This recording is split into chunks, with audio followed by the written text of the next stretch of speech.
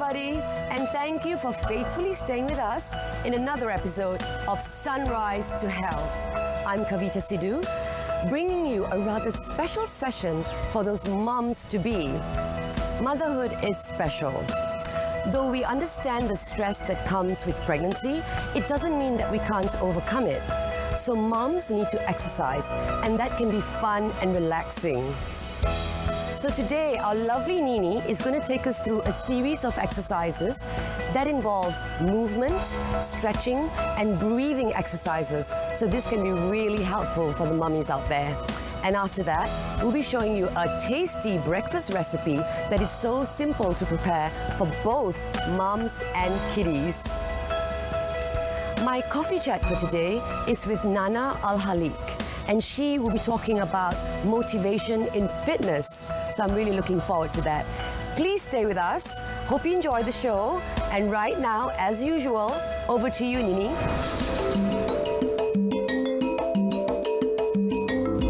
Thank you, Kavita. Good morning, everyone. I am Nini. Today, I will be sharing with you my personal favorite breathing techniques and stretching exercises during both of my pregnancies not too long ago.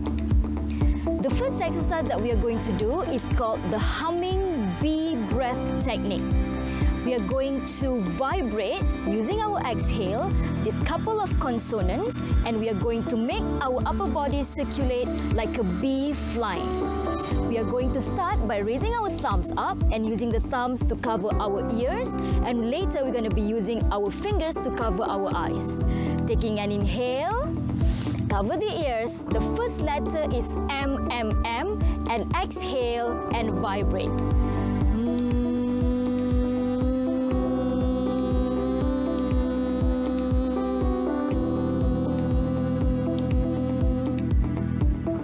When you don't have any more breath to exhale, return the hands back to position. The second consonant we are going to use is N. Let's start again. Ready, Huda? Thumbs to cover our ears and eyes to cover our eyes as we inhale, sitting upright. And exhale and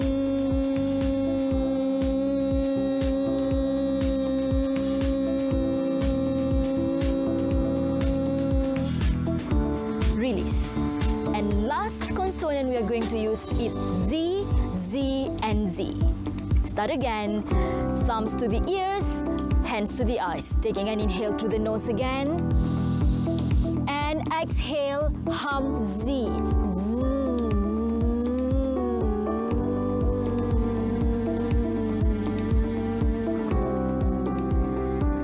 And release. The vibration that's formed from the humming we just did provides a really soothing massage for our baby inside of our womb, and the upper body circular motion that we just did would work on expanding the capacity of our lungs and would help release shoulders and neck discomfort. Up next, we are going to perform some simple exercises to help ease pregnancy symptoms and also retain good posture throughout the rest of our pregnancy.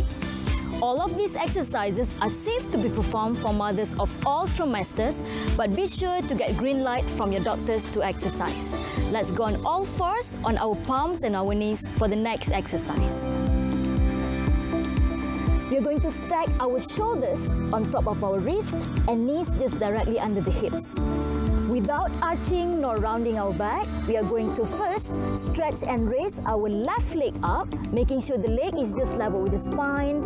And if you want to challenge your balance, let's raise our right hand up. You could stay here, or if you're feeling really good today, you can even try to catch your hand to your foot and try to get your knee furthest away from the ground. Staying here, breathing long, and I encourage you to exhale a low frequency sigh through your mouth, especially at any time you feel any uncomfortable sensation. And release, and let's switch side. One more time, stretching and lengthening out our right leg to the back with the left hand up. You can either stay here or you can even try to catch your foot with your hand. And don't forget to also get the knee further away from the ground, and feel free to exhale a sigh but in low frequency through your mouth.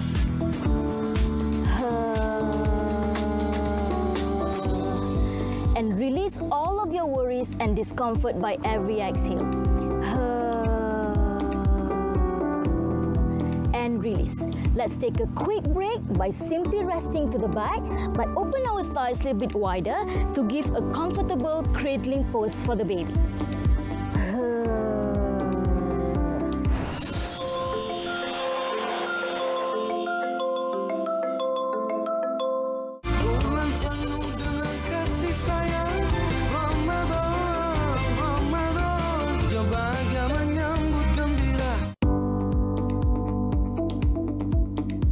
Up next, we are going to come back on all fours position. And this time around, we're going to tuck all our toes in, and let's stretch our right leg to the back, and we're going to rest only the ball of our right foot down. Now, with the ball of the foot rooted down on the ground, we're going to take an inhale, exhale in low frequency sigh, and now we're going to lean back as if we're trying to rest and touch our right heel down to the ground. We would feel a very big stretch at the back of the calf, and this is also to help prevent swelling on the ankles and on our toes at the later trimesters of the pregnancy. And come back. Let's switch side. This time around, left leg to the back, inhaling again, exhale in low frequency sigh. This exhalation through your mouth is also a good breathing technique to be practiced during labor, especially to exhale all of our discomfort. But remember to do this in low frequency so that we are not wasting our energy. And at the fifth breath, we are going to come back and rest the knees. And before we switch and move on to our final stretch for today, let's just sway and rock our hips to the left and right to release and detangle all of the knots around our hip joints, which are the biggest pair of joints in the body. And from there, let's sit for our final stretch today. We're going to sit forming a big diamond shape with our legs, and there are these two particular acupressure points. One is just under our big toe, in between of the big toe and the second toe, and the second one is somewhere at the highest arch of the sole on your feet. So we are just going to slowly massage that. These acupressure points are actually to help us for an easy birth and almost painless childbirth. Taking an inhale, lengthening the spine.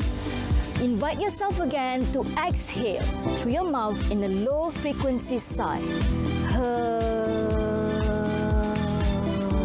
You can just stay here, and also to help alleviate your nausea during your first trimester, you can also try to bring your head level with your heart and maybe resting your head towards your toes.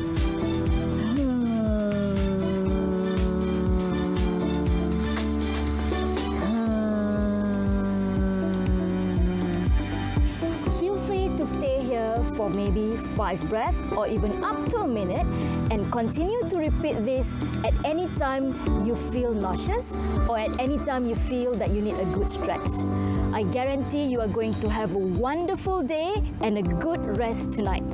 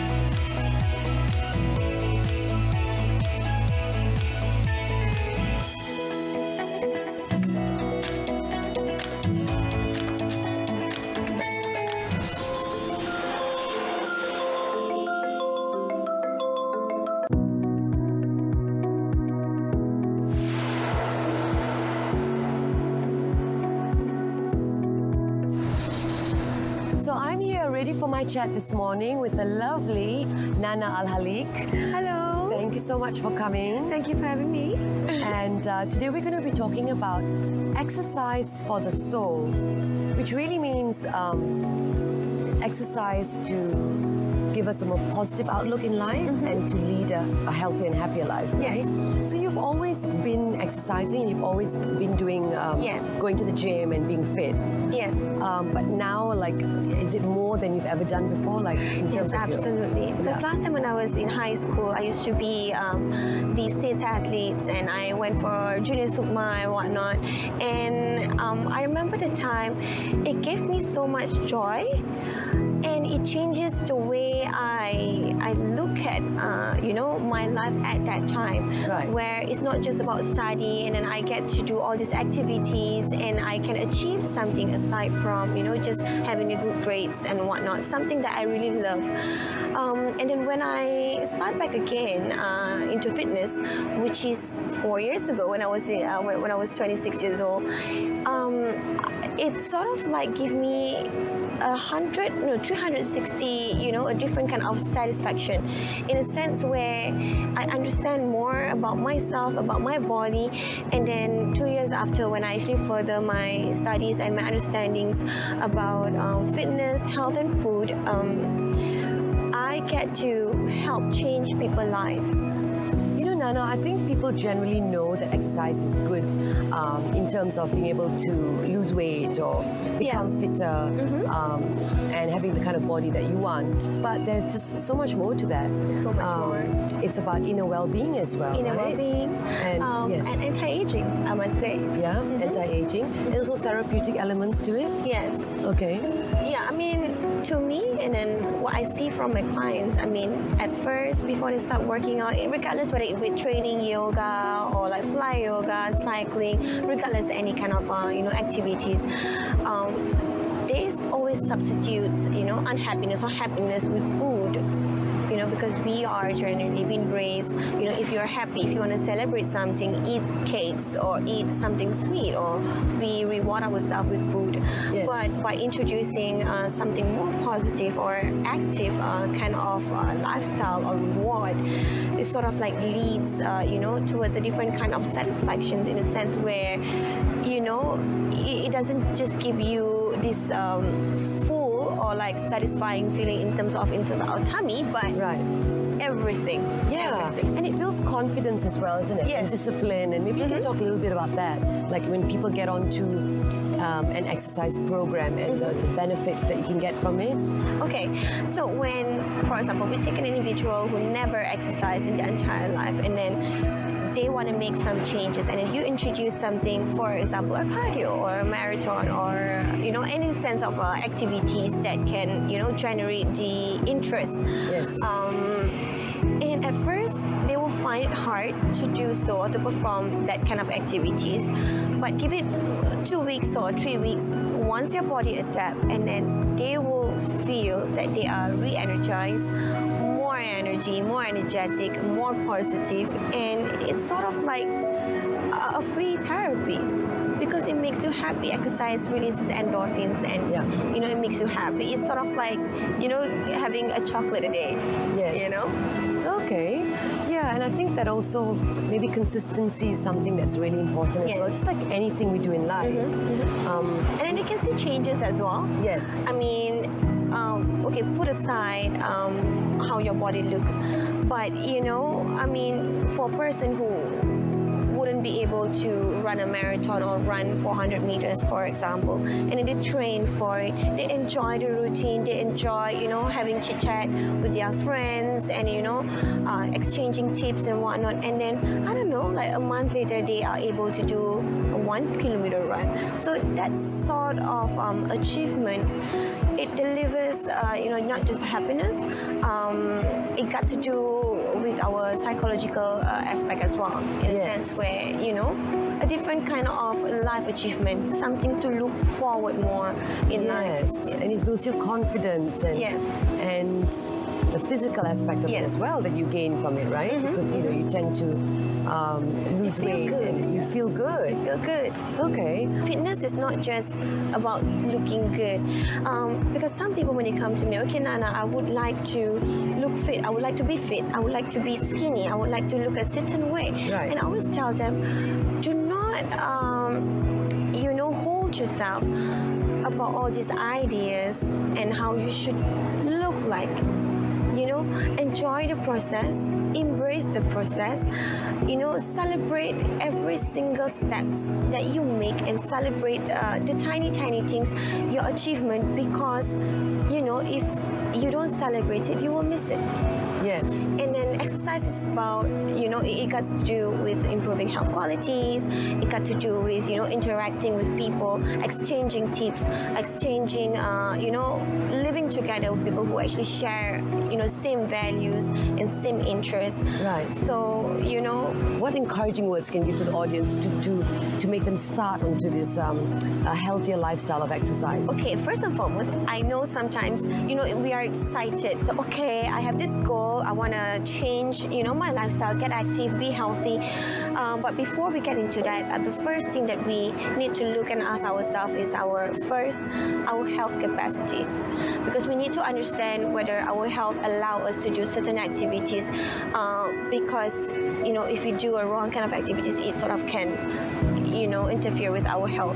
Yeah. Second, of course, if your goal is to lose weight or lose fat, and ask yourself, will I be able to, sustain in this kind of diet? Because people tend to, push themselves and go towards the extreme in a way that, okay, I want to lose weight, let's just cut carbs, let's just cut this and that, and they can be able to do it in a 1 month period, a 2 months period, and then they rebound back to the old habits. So, before you do certain exercises, you always need to check with your physio or your doctor whether your physical able you to perform certain exercises and whatnot. Yeah. And once you already understand all of this and clear about all of this, then ask yourself, what do I love to do? Because, some people would say, okay, if you want to be active, you want to look a certain way, go weight training, you go do CrossFit, you go yoga or things like that. But it's not about what people ask you to do or what. Always ask yourself what I love to do and what I enjoy the most. If you love yoga, do yoga. Yes. And if you love Zumba, do Zumba. Yes. And I think also maybe small steps at the start. Yes. So that you don't sort of become afraid to take this journey. I mean, Yeah. you can even just go to the gym and go on the treadmill to start off with. Yeah. And kind of really get into that rhythm. Because people sometimes do find it intimidating Yes. going to a gym when everyone looks really fit and they seem to know what they're doing. I think that's really important. Yes. Right? I mean, even now I do feel intimidated going to Yes. gym, Yes. It's always, this scary feeling that people judge you and whatnot. And I would say don't feel that way, because everyone is still learning. Everyone is always continuously trying to better themselves. Yes. What you should be focusing on is to improve and progress from where we are now to, what Yes. we can be. And it's about self-improvement. Yes. And so you need to be able to do that for yourself, I Yes. think. So that's fantastic. Very interesting talk on exercise for the soul. So it's so much more than just Looking good. Looking good. It's feeling good inside as well. Yeah. So thank you so much, Thank you Anna. for having me. Would you like some coffee? Enjoy your Maybe tea. no cakes for you, No right? cakes for me. Okay. I'll have one. Well, we've come to the end of the episode, and I really hope that you've enjoyed our Sunrise to Health. And in the meantime, remember, healthy body, healthy mind. Bye.